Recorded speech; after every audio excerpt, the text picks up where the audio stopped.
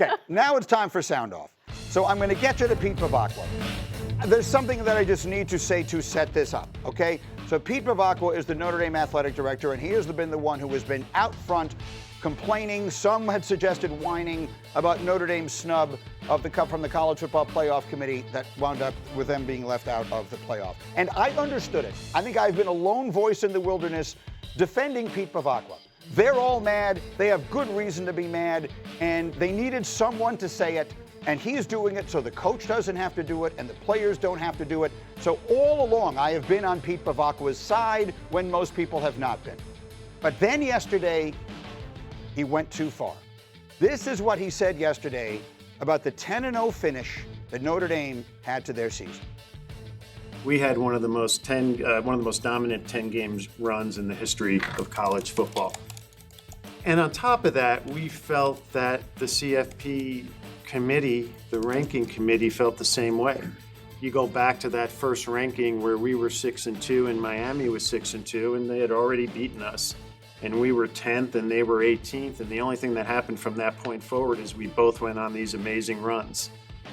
And through no fault of our own, we wake up and find out that, we're the odd man out. So I think we need to take a closer look at this. We had one of the great 10-game runs in the history of college football. I think you could argue it was the fourth best 10-game run that any team had this year alone.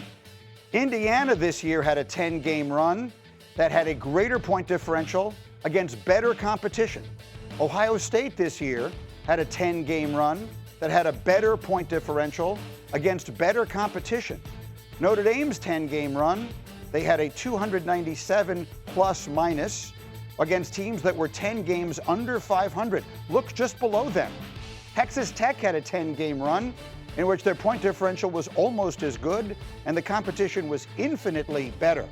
So as I said, this is where they went a step too far. It always just goes one step too far. You had me.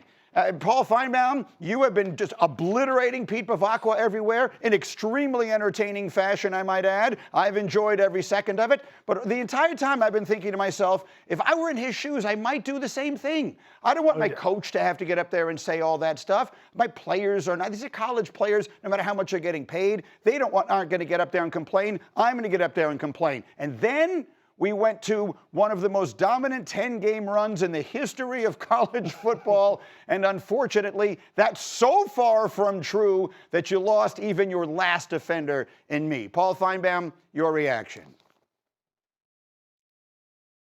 Yeah, I mean, I don't like to give Pete any more advice than I already have, but go down to the library and get out a book of Shakespeare and read Macbeth, because it says a lot of sound and fury signifying nothing. And that's what he's been doing all week. He just has been a motor mouth, Greeny, and yesterday, as you have eloquently pointed out, he stepped in it.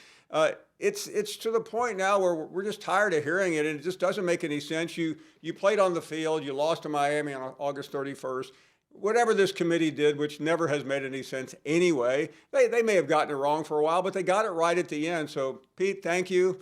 Go back to the back of the class and find somebody else to scream and holler at. We're tired Louis, of you. Now you do games all season long. You've seen all these teams. Yeah. I've not had you here this week, so I've not had any chance to hear your reaction to all this that has happened. Yeah, look, I think it's unfortunate that the committee waited so long in order to write the rankings until the last moment. I think that's the shock and awe of this all for Notre Dame and their fans and their coaches and their players. And quite honestly, if I was in that locker room, considering where we had been ranked all season long, I would have thought, okay, well, maybe they really do, despite the fact that we lost to Miami head-to-head. Maybe they do think we're better than them, because a lot of this is subjective. A lot of this is the eye test. Maybe they do believe when they watch us play that we're better than them. So that's the committee's fault. That really is. What is happening now as far as the Notre Dame administration going off on these kind of tirades and saying, hey, look, we have the greatest 10-game run in the history of college football. It's like, what?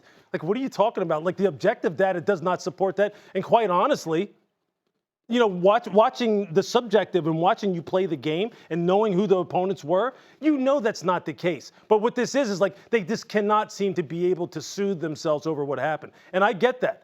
I would be ticked off too. But that is the committee. That's where the ire needs to be directed. At the committee, at their process, and I promise you, next year, well, I can't promise you because I'm not on the committee.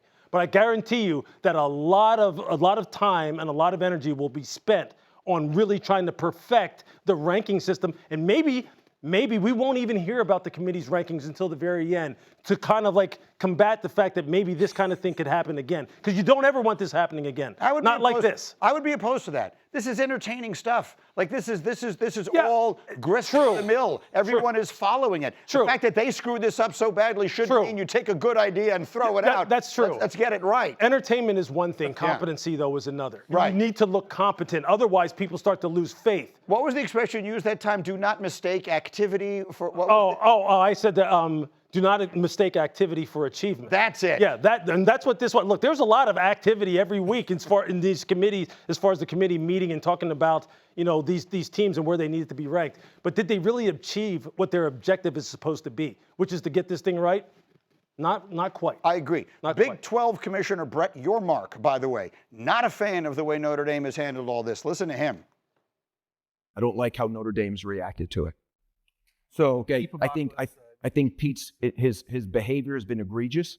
It's been egregious going after Jim Phillips when they saved Notre Dame during COVID. As Notre Dame and Miami got closer together, head-to-head would be a factor. Okay? BYU lost. They became closer together, head-to-head, and made a difference in that decision. So I think he is totally out of bounds in his approach. And if he was in the room, I'd tell him the same thing. How about that, Paul? This is no longer just talking heads like you and me. This is someone who's actually in the room where it happens. I mean, where these decisions actually get made. What's your reaction to that, Paul? Greeny, you just have to think about what he said. That's so unprecedented for one of these people that sit at the big boy table. And Yormark is at that table. He's one of the G4 commissioners, the Power 4 commissioners, I should say. And that is just incredible because that never happens. I mean, this is part of the problem with college football is that these four gentlemen all sit together and they cover each other's behind and they never do what he did. So yes, that is a seminal moment right there. One of the key guys saying, "You're wrong, you're egregious." I mean, that's a big word for a college football commissioner. Yeah, at the end of the day, the biggest difference between basketball and football, this stuff all fits in basketball, doesn't fit in football. They need to find a way to get the 12 best teams in there, period, end of sentence. No doubt. We wouldn't have this problem. You want this, you got that. No way, watch them walk right past you. Run fast while you have the chance. Don't speak, let them look right at you.